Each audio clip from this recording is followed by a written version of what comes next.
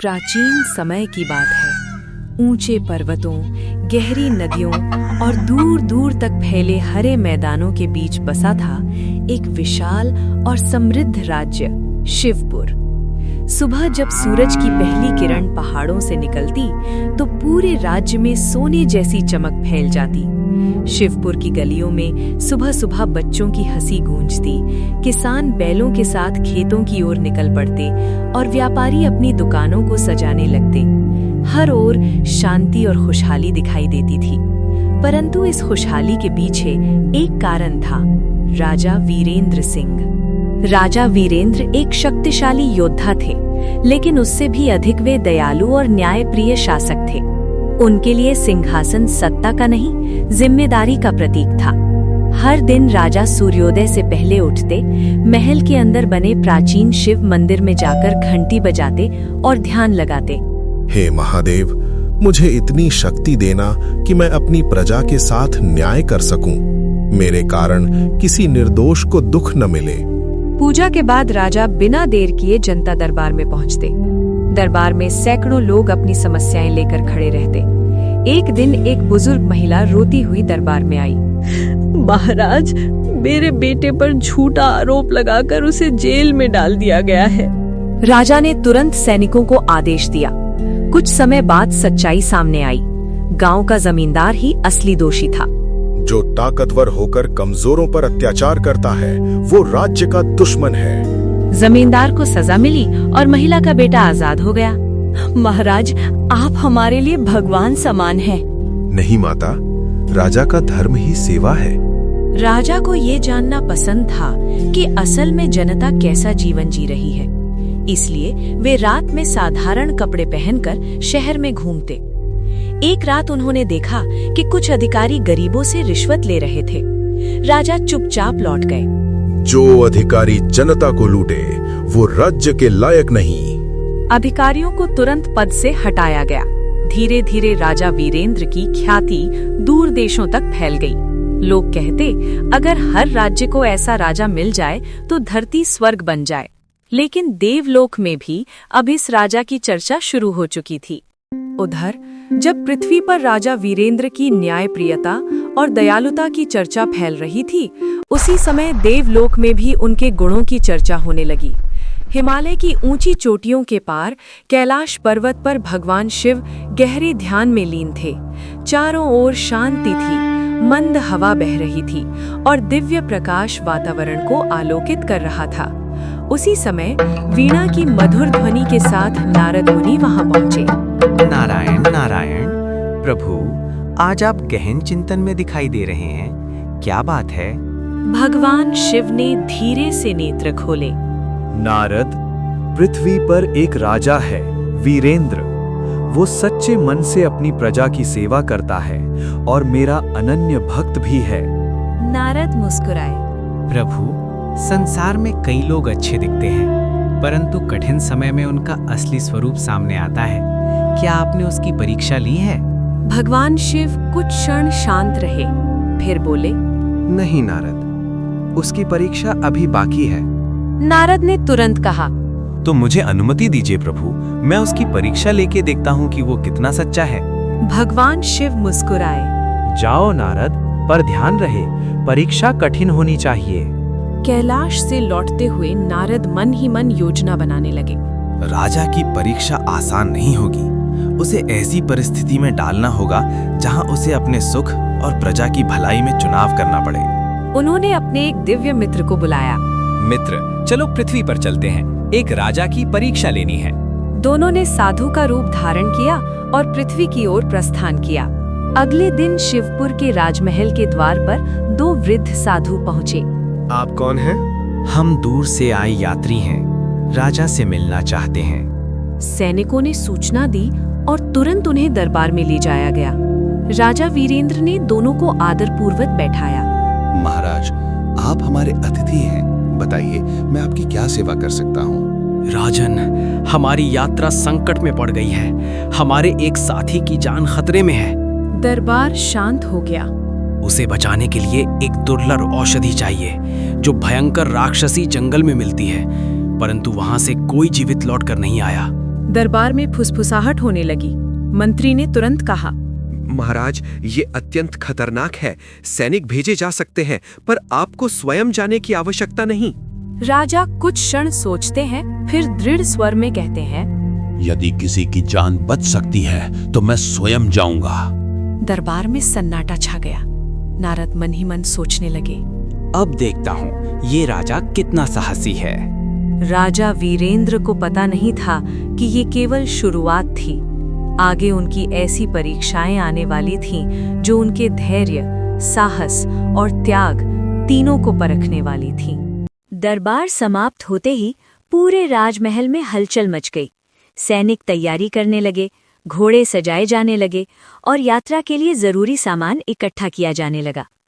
मंत्री बार बार राजा को समझाने की कोशिश कर रहे थे। महल के निजी कक्ष में मंत्री ने राजा से कहा, महाराज, आप राज्य की आत्मा हैं। अगर आपको कुछ हो गया तो राज्य का क्या होगा? अगर एक राजा अपनी जान के डर से किसी की मदद न करे तो ऐसे सिंहासन का क्या मूल्य? मंत्री चुप हो गए। सुबह होते ही राजा और सैनिकों का दल जंगल की ओर निकल पड़ा। रास्ते में गांव के लोग राजा को जाते देख चिंतित हो उठे। एक बुजुर्ग किसान आगे आया।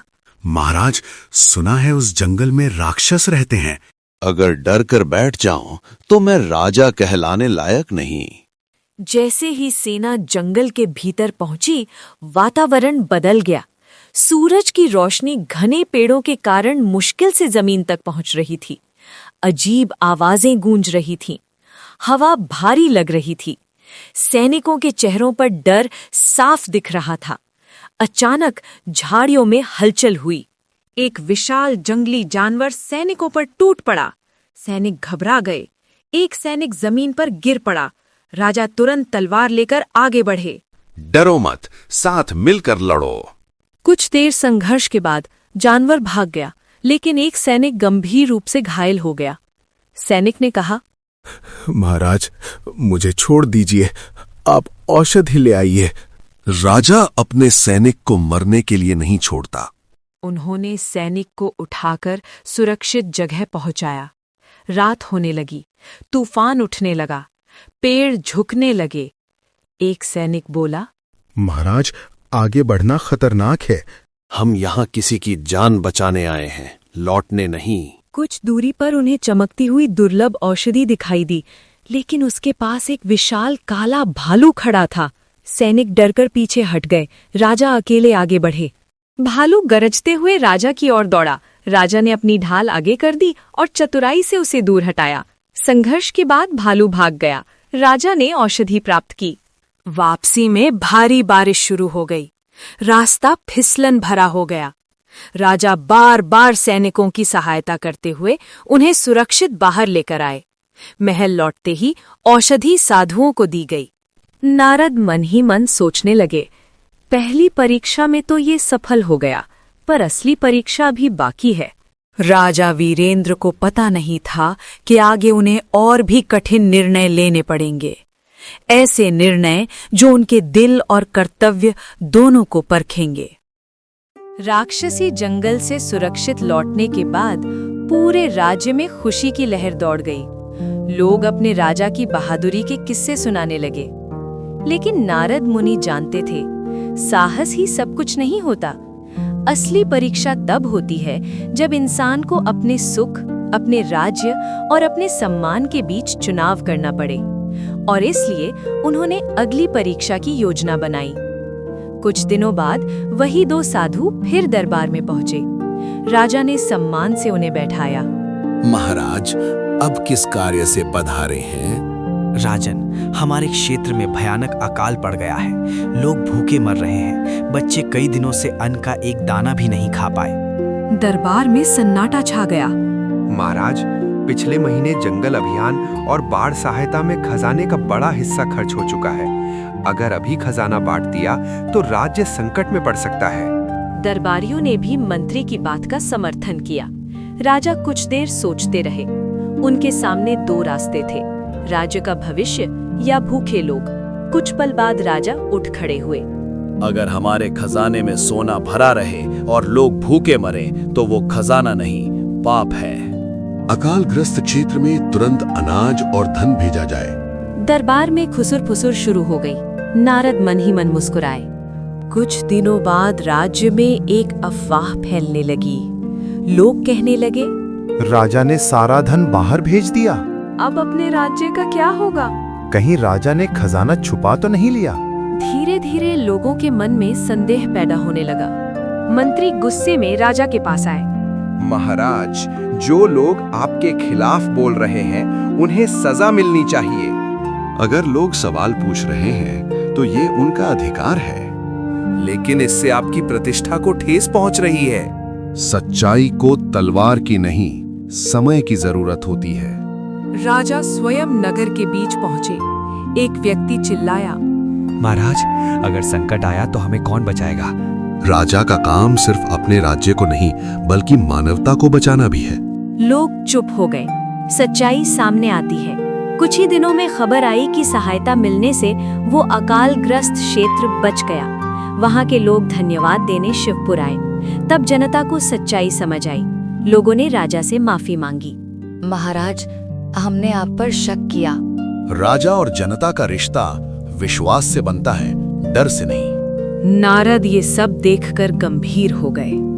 नारद जानते थे कि अब ऐसी परीक्षा लेनी होगी जहां राजा को अपने प्राणों तक का त्याग करने का अवसर आए। शिवपुर राज्य में फिर से शांति लौट आई थी। जनता अपने राजा पर पहले से भी अधिक विश्वास करने लगी थी। लेकिन नारद मुनि जानते थे कि अब अंतिम परीक्षा का समय आ गया है। ऐसी परीक्षा जिसमें राजा के हृदय और कर्तव्य दोनों की सीमा पर रखनी थी। एक दिन दरबार लगा हुआ था कि अचानक सैनिक एक घायल व्यक्ति को लेकर अंदर आए। वो व्यक्ति बहुत कमजोर दिखाई दे रहा था। महाराज, ये व्यक्ति जंगल के पास घायल अवस्था में मिला है। ये आपसे मिलना चाहता है। राजा तुरंत अपने सिंहासन से उतरकर उसके पास पहुंचे। कहो, तुम्हें क्या कष्ट है? राजन, मेरे परिवार पर भयंकर संकट आ गया है। एक दुष्ट तांत्रिक ने उन्हें बंदी बना लिया है। उसने कहा है कि उन्हें मुक्त तभी करेगा जब कोई महान और निस्वार्थ व्यक्ति अपने जीवन का त्याग करने को तैयार हो। दरबार में सन्नाटा छा गया। मंत्री तुरंत बोले, महाराज, ये धोखा भी हो सकता है। हम सैनिक भेजते हैं। नहीं, वो तांत्रिक किसी सैनिक से नहीं डरेगा। वो केवल किसी महान आत्मा का बलिदान चाहता है। दरबार में भय और चिंता फैल गई। सबकी नजर राजा पर टिक गई। राजा कुछ देर शांत खड़े रहे। उनके चेहरे पर संघर्ष साफ दिखाई दे रहा था। फिर उन्होंने धीरे से कहा, अगर मेरे कारण किसी निर्दोष परिवार की रक्षा हो सकती है तो मैं तैयार हूँ। महाराज, आपके बिना राज्य का क्या होगा? दरबार में हड़कंप मच गया। राजा ने शांत स्वर में उत्तर दिया, राजा का जीवन भी जनता का ही होता है। अगर मैं दूसरों के लिए जी नहीं सकता तो राजा कहलाने का अधिकार भी नहीं। जैसे ही राजा आगे बढ़े, अचानक पूरे दरबार में तेज प्रकाश फैल गया। घायल व्यक्ति खड़ा हो गया और उसका रूप बदलने लगा। सभी ने आश्चर्य से देखा। वो स्वयं नारद मुनि थे। दरबार स्तब्ध रह गया। आकाश में गूंजती दिव्य ध्वनि के साथ भगवान शिव प्रकट हुए। पूरा महल प्रकाश से भर गया। राजा तुरंत झुककर प्रणाम करने लगे। राजन वीरेंद्र, तुमने हर परीक्षा में धैर्य, साहस और निस्वार्थ भाव दिखाया है। नारायण नारायण, ऐसा राजा बहुत दुर्लभ होता है। तुम्हारे राज्य में सदैव सुख और समृद्धि बनी रहेगी। तुम्हारा नाम युगों युगों तक याद किया जाएगा। प्रभु, मैंने केवल अपना कर्तव्य निभाया है। उस दिन के बाद शिवपुर राज्य और भी अधिक समृद्ध हुआ। राजा वीरेंद्र का नाम इतिहास में अमर हो गया। लोग आज भी कहते हैं, सच्चा राजा वही है जो जनता का दुख अपना समझे। और इसी संदेश के साथ ये कहानी समाप्त होती है।